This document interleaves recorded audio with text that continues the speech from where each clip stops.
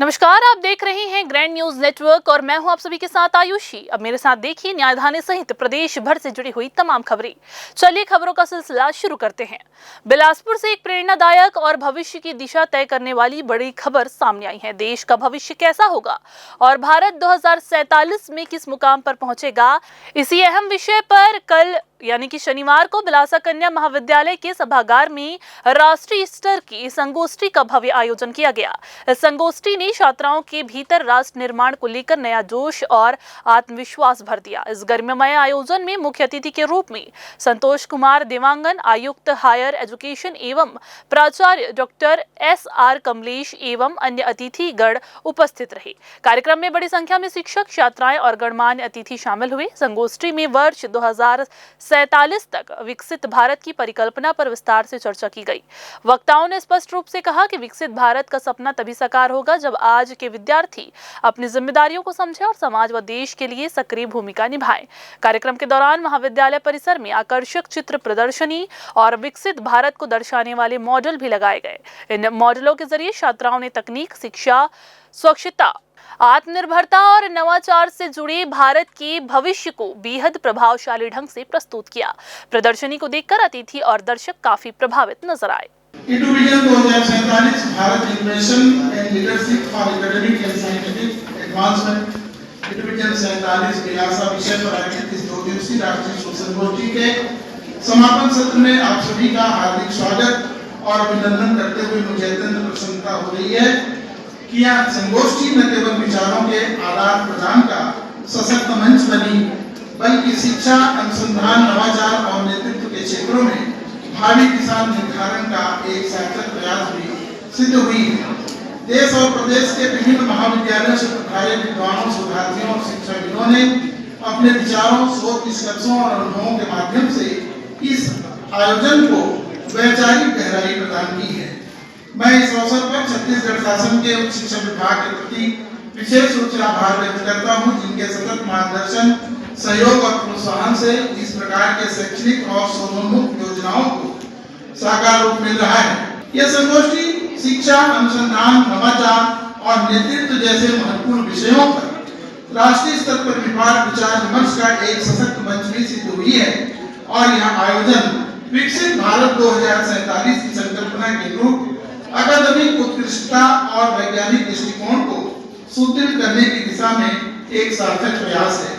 अंतर्राष्ट्रीय स्तर पर सुर्खियां बटोर रही एप्स्टीन फाइल को लेकर भारत में भी राजनीतिक बयानबाजी तेज हो गई है। इस मामले पर बयान जारी करते हुए अनुमा आचार्य ने कहा है कि यदि दस्तावेजों में सामने आ रही जानकारियां सत्य साबित होती हैं तो ये केवल किसी व्यक्ति विशेष का मामला नहीं रहेगा, बल्कि देश की छवि पर गंभीर आघात पहुंचाने वाला विषय बन जाएगा। अनुमा आचार्य ने अपने बयान में ये कहा कि 13 नवंबर को एक ट्वीट किया गया था जिसमें हरदीप पुरी का नाम स्पष्ट रूप से लिखा गया था। उन्होंने कहा कि उस समय हरदीप पुरी भारत के राजदूत नहीं थे, बल्कि वे भारतीय जनता पार्टी में शामिल हो चुके थे। लेकिन जिस ईमेल का अब संदर्भ दिया जा रहा है वह उस अवधि का है जब पुरी राजदूत के पद पर कार्यरत थे। उन्होंने कहा कि ये बिंदु पूरे मामले की दिशा तय कर सकता है। आचार्य ने आरोप लगाया है कि सुब्रमण्यम स्वामी ने भी स्पष्ट रूप से ये कहा है कि हरदीप पुरी और S जयशंकर का विशेष रूप से ध्यान रखा जाता था। उन्होंने कहा कि इसका अर्थ देश की जनता अच्छी तरह से समझती है। इसके अलावा नरेंद्र मोदी और मानसी सोनी से जुड़े प्रकरण में 267 कॉल किए जाने का उल्लेख सामने आने और फाइल में मोदी इज ऑन बोर्ड लिखे होने को भी उन्होंने अत्यंत गंभीर बताया। आचार्य ने कहा कि यदि ये सभी तथ्य सत्य होते हैं तो इससे भारत की राजनीतिक और सामाजिक विश्वसनीयता पर गहरा प्रभाव पड़ेगा। उनका कहना है कि मामला किसी एक नेता, दल या वैचारिक मतभेद का नहीं, बल्कि भारत की प्रतिष्ठा से जुड़ा हुआ है और इसकी निष्पक्ष जांच अति आवश्यक है। देखिए, 13 नवंबर को मैंने एक ट्वीट की थी। वो ट्वीट उस पर्टिकुलर मेल की थी जिसमें हरदीप पुरी का नाम बहुत साफ सामने था। उस समय हरदीप पुरी हमारे राजदूत नहीं थे, वो भारतीय जनता पार्टी में शामिल हो चुके थे। लेकिन जिस मेल में उनका संदर्भ था वो उनके उस समय का था जबकि वो राजदूत होते थे। एक बात। दूसरे, सुब्रमण्यम स्वामी ने बहुत साफ कहा है कि हरदीप पुरी और S जयशंकर उनका ख्याल ज्यादा रखते थे, और क्या ख्याल रखते थे वो आप जानते हैं। नरेंद्र मोदी जी ने मानसी सोनी का जो केस था उसमें 267 कॉल किए लगातार। वो सवाल मत पूछिए जो आप दिखा नहीं पाएंगे। तो भी फिर मैं बोलूंगी कि एप्स्टीन फाइल में जेफरी एप्स्टीन ने बहुत साफ लिखा है, मोदी इज ऑन बोर्ड। तो इसका अर्थ जो भी निकले हम नहीं जानते, लेकिन अगर इसमें उनका नाम है तो ये पूरे भारत के लिए कलंकित करने वाली बात है, और देश के इकलौते प्रधानमंत्री हैं जिनका नाम इस तरह के स्कैंडल में आया है। ये हम सभी यहाँ जितने लोग बैठे हैं और पूरे लोकतंत्र के ऊपर सबसे बड़ा धब्बा है।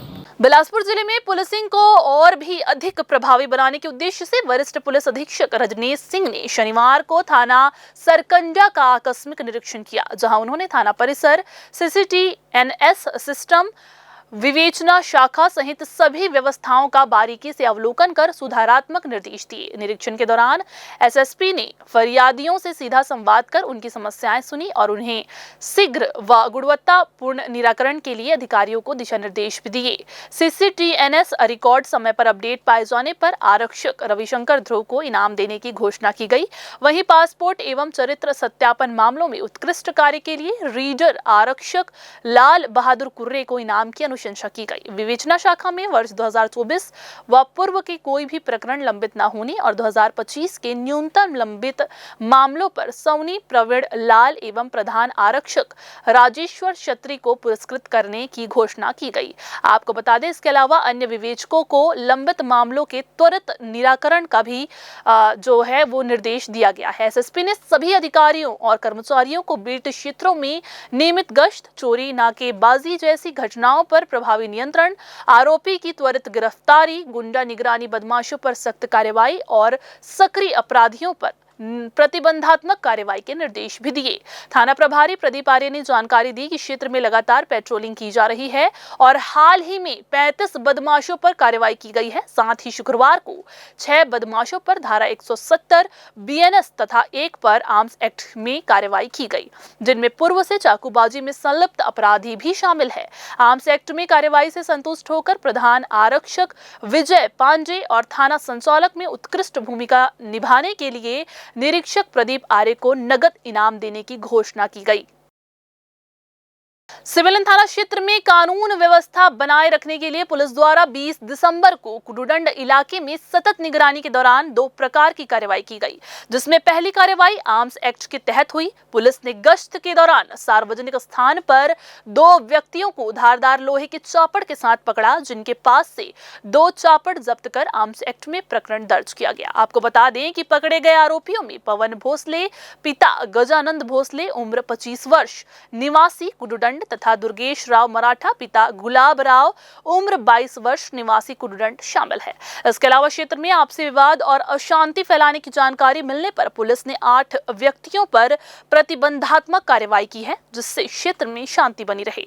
इन व्यक्तियों में केला उर्फ हिमांशु ठाकुर, नीरज उर्फ निक्कू यादव, जाहिद खान, किलकेश बघेल उर्फ नानू, मोहम्मद मुबीन खान, मोहम्मद आसिफ, सलमान खान और शेख रजाक शामिल हैं। पूर्व विधानसभा अध्यक्ष धर्मलाल कौशिक बिल्हा विधानसभा अंतर्गत बिल्हा, बुदरी, बरतोरी, तिफरा, सिरगिट्टी, पथरिया और सरगांव मंडलों के संयुक्त कार्यकर्ता सम्मेलन में शामिल हुए। आपको बता दें, यहां उन्होंने कार्यकर्ताओं को संगठनात्मक समन्वय, जिम्मेदारियों और पार्टी के लक्ष्य के प्रति सक्रिय रहने पर जोर दिया। उन्होंने कहा कि बूथ सशक्तिकरण, जनसंपर्क विस्तार और पार्टी की विचारधारा को लोगों तक पहुंचाने में कार्यकर्ताओं की महत्वपूर्ण भूमिका रहती है। कौशिक ने कार्यकर्ताओं से अपील की है कि केंद्र एवं राज्य सरकार की जन कल्याणकारी योजनाओं को पात्र लोगों तक पहुंचाने के लिए सतत प्रयास किए जाएं और संगठनात्मक अनुशासन, समर्पण व सेवा भाव को प्राथमिकता दी जाए। उन्होंने बिल्हा को अपने जीवन की कर्मभूमि बताते हुए ये कहा कि भाजपा का हर कार्यकर्ता परिवार का हिस्सा है और कार्यकर्ताओं का समर्पण ही विकास के संकल्प को मजबूत करता है। सम्मेलन में कार्यकर्ताओं को उत्साह साफ दिखाई दिया और बड़ी संख्या में पदाधिकारी व कार्यकर्ताओं की उपस्थिति रही। बिलासपुर के गुरु घासीदास केंद्रीय विश्वविद्यालय के लापता छात्र राहुल यादव की तलाश में जुटी कोनी पुलिस और परिजनों के लिए आज एक राहत भरी खबर सामने आई है। पुलिस की सक्रियता और तकनीकी जांच के बाद राहुल की लोकेशन ट्रेस कर ली गई है। शुरुआती जांच में पुष्टि हुई है कि छात्र राहुल यादव सुरक्षित है और उसकी लोकेशन उत्तर प्रदेश की धार्मिक नगरी वृंदावन में मिली है। इतना ही नहीं, राहुल ने खुद अपने भाई से संपर्क कर अपने सुरक्षित होने की पुष्टि भी की है। देखिए हमारी एक खास रिपोर्ट। बीते कुछ दिनों से रहस्यमय परिस्थितियों में लापता GGB के छात्र राहुल यादव के मामले में कोनी पुलिस को एक बड़ी सफलता हाथ लगी है। पुलिस द्वारा खंगाले गए सीसीटीवी फुटेज और तकनीकी साक्ष्यों से ये साफ हो गया है कि राहुल अपनी मर्जी से शहर से बाहर गया था। पुलिस को मिले अहम सुरागों के मुताबिक राहुल यादव को आखिरी बार 18 दिसंबर को बिलासपुर रेलवे जंक्शन पर देखा गया था। सीसीटीवी फुटेज में वो टिकट काउंटर से टिकट लेते हुए और प्लेटफॉर्म नंबर 4 पर जाते हुए दिखाई दिया। पुलिस ने पुष्टि की है कि प्लेटफॉर्म नंबर 4 पर उस समय छत्तीसगढ़ एक्सप्रेस खड़ी थी, जिससे स्पष्ट हुआ कि उसने ट्रेन के जरिए यात्रा की। इस मामले में सबसे बड़ा मोड़ आज तब आया जब राहुल ने खुद अपने मोबाइल से अपने भाई चंद्रभान यादव को फोन किया। फोन पर उसने बताया कि वो सुरक्षित है और बिना बताए घर से निकला था। पुलिस ने जब उस मोबाइल नंबर की लोकेशन ट्रेस की तो वह उत्तर प्रदेश के वृंदावन क्षेत्र में पाई गई। इस संपर्क के बाद जहां एक तरफ राहुल के परिवार ने राहत की सांस ली, वहीं कोनी पुलिस के सतत प्रयासों की भी सराहना हो रही है। फिलहाल पुलिस की टीम लगातार संपर्क बनाए हुए हैं और कानूनी प्रक्रियाओं के तहत आगे की कार्रवाई की जा रही है ताकि छात्र की सकुशल वापसी सुनिश्चित की जा सके।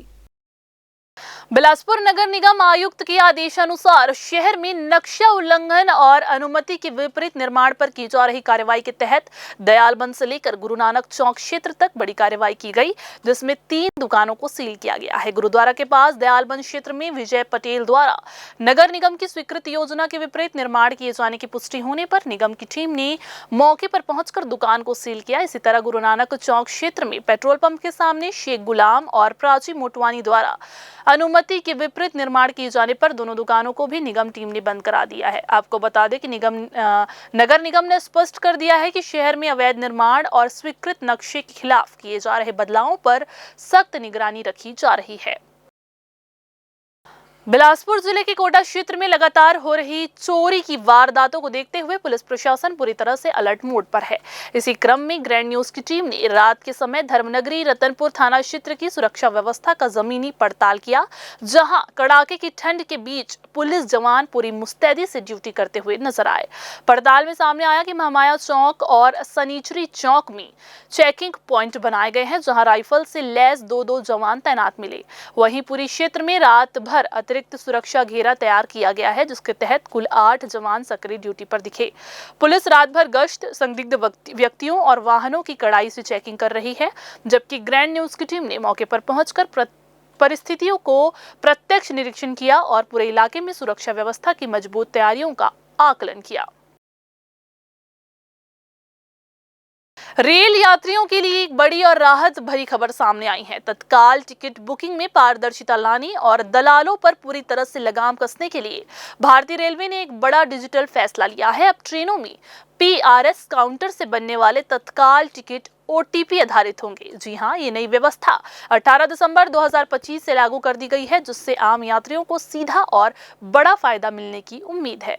रेलवे ने यात्री सुविधा और सुरक्षा को ध्यान में रखते हुए यात्री आरक्षण प्रणाली यानी कि PRS काउंटरों पर OTP सिस्टम लागू किया है। अब तत्काल टिकट बनवाने के लिए यात्री के आधार से जुड़े मोबाइल नंबर पर OTP भेजा जाएगा। OTP सत्यापित होने के बाद ही टिकट जारी की जाएगी। रेलवे अधिकारियों का कहना है कि इस व्यवस्था से फर्जी ID, साइबर फ्रॉड और एजेंटों की अवैध बुकिंग पर प्रभावी रोक लगेगी। रेलवे के मुताबिक लंबे समय से शिकायतें मिल रही थी कि तत्काल टिकटों में दलाल तकनीकी हथकंडों से आम यात्रियों का हक छीन लेते हैं। OTP आधारित ये प्रणाली एक मजबूत सुरक्षा कवच के रूप में काम करेगी, जिससे केवल वास्तविक यात्री ही तत्काल टिकट बुक कर सकेंगे। बिलासपुर रेल मंडल के सीनियर DCM ने बताया कि OTP सिस्टम एक तरह का सिंगल और 2 फैक्टर सिक्योरिटी मैकेनिज्म है। इससे ये सुनिश्चित होगा कि टिकट सही व्यक्ति के नाम से ही बने और किसी तरह की दलाली ना हो। का जो पर्पस है वो सिक्योरिटी फीचर है। वो आपका जो आधार एनेबल्ड जो नंबर है उस पर आपको OTP आएगा। इससे फायदा ये है कि जो बाकी जगह जो तत्काल होता है उसमें कोई भी फेक अकाउंट या कोई साइबर फ्रॉड इस तरीके की चीज़ों से बचने के लिए, ताकि OTP बेस्ड बेसिकली होता है सिंगल फैक्टर या 2 फैक्टर प्रोटेक्शन होता है। एक तरीके का प्रोटेक्शन है कि जेन्युइन जो पैसेंजर्स हैं वही टिकट को बुकिंग कर पाएं, क्योंकि उनको OTP बेस्ड आएगा। तो कोई सिस्टम के द्वारा कोई भी छेड़छाड़ या सिक्योरिटी फीचर की तरफ से इसको लाया गया है। रेलवे ने साफ कर दिया है कि OTP के बिना किसी भी यात्री को PRS काउंटर से तत्काल टिकट जारी नहीं किया जाएगा। यात्रियों का कहना है कि इस नई व्यवस्था से अब उन्हें तत्काल टिकट मिलने की संभावना बढ़ेगी और एजेंटों की मनमानी पर पूरी तरह से ब्रेक लगेगा। कुल मिलाकर रेलवे का ये डिजिटल कदम यात्रियों के हित में एक मजबूत और ऐतिहासिक फैसला माना जा रहा है। कैमरामैन गोलू कश्यप के साथ भारतेंदु कौशिक की रिपोर्ट। इधर बिल्हा विकास खंड से शिक्षा व्यवस्था को झकझोर देने वाली एक बेहद गंभीर और चौंकाने वाली खबर सामने आई है। बिल्हा बीईओ कार्यालय से 100 से अधिक शिक्षकों और कर्मचारियों की सर्विस बुक गायब होने का बड़ा मामला उजागर हुआ है। इस घटना के सामने आते ही पूरे शिक्षा विभाग में हड़कंप मच गया है। प्रारंभिक जानकारी में ये भी सामने आया कि विभाग के कुछ लिपिकों द्वारा सर्विस बुक में गड़बड़ी की गई और कुछ सर्विस बुक कार्यालय से निकालकर घर ली गई। शिकायत मिलते ही जिला शिक्षा अधिकारी ने तत्काल कार्यवाही करते हुए 6 सदस्यीय जांच समिति का गठन कर दिया है। फिलहाल बिल्हा बीईओ कार्यालय द्वारा कुल 1872 कर्मचारियों की सेवा पुस्तिकाओं का संधारण किया जा रहा है, जिसके बाद उनका सत्यापन किया जाएगा। गौरतलब है कि सहायक शिक्षक पंचायत और व्याख्याता पंचायत की सेवा पुस्तिका बीईओ कार्यालय में रखी जाती है। नियुक्ति से लेकर नियमितीकरण, वेतन वृद्धि, पदोन्नति, स्थानांतरण, प्रतिनियुक्ति और विभिन्न प्रकार के अवकाशों का पूरा विवरण इसी सर्विस बुक में दर्ज होता है। ऐसे में किसी भी कर्मचारी के लिए सर्विस बुक उसकी जीवन रेखा मानी जाती है। संविलियन के बाद बड़ी संख्या में शिक्षाकर्मी शिक्षक और व्याख्याता बने हैं, लेकिन वर्षों से उनकी सर्विस बुक अपडेट नहीं हो पाई है। पंचायत एवं नगरीय निकाय शिक्षक संघ द्वारा लगातार सर्विस बुक संधारण की मांग की जा रही थी। इसी प्रक्रिया के दौरान ये बड़ा खुलासा सामने आया कि 100 से अधिक सर्विस बुक ही गायब है। इस विषय में जब जिला शिक्षा अधिकारी विजय टांडे से बात की गई तो उन्होंने कहा कि जल्द ही इस समस्या का समाधान किया जाएगा। बिल्हा विकासखंड कार्यालय में जो है लगातार नए अधिकारी ने ज्वाइन किया है, लगातार अपने स्तर पर वो प्रयास कर रहा है। मैं भी उनको सहयोग कर रहा हूँ, जिससे कि वहाँ की जो समस्या है वो जल्द से जल्द ख़त्म हो सके। कलेक्टर साहब का मार्गदर्शन भी मिल रहा है कि इसमें किस तरह से हम काम करें, जिससे कि शिक्षकों की शिकायत इस तरह से प्राप्त ना हो। ये बात सही है, विगत लंबे समय से एक अच्छे अधिकारी का अभाव था, ऐसा मुझको लगता है। जिस तरह से पेपर में आज छपा है कि 100 सेवा पुस्तिका जो है या पासबुक उनका संधारण नहीं हो पाया है, गायब है, इस तरह की बात आ रही। पुनर्परीक्षण करेंगे और जो भी नियम पे है उस पर कार्रवाई करके हम उनको पूरा करेंगे। ये पहला मामला नहीं है। इससे पहले कोटा ब्लॉक में भी शिक्षकों की सर्विस बुक कबाड़ में फेंके जाने का सनसनीखेज मामला सामने आ चुका है, जिसमें जांच के बाद 2 लिपिकों को निलंबित किया गया था। अब सबसे बड़ा सवाल ये है कि इतने अहम दस्तावेजों की सुरक्षा की जिम्मेदारी आखिर किसकी है।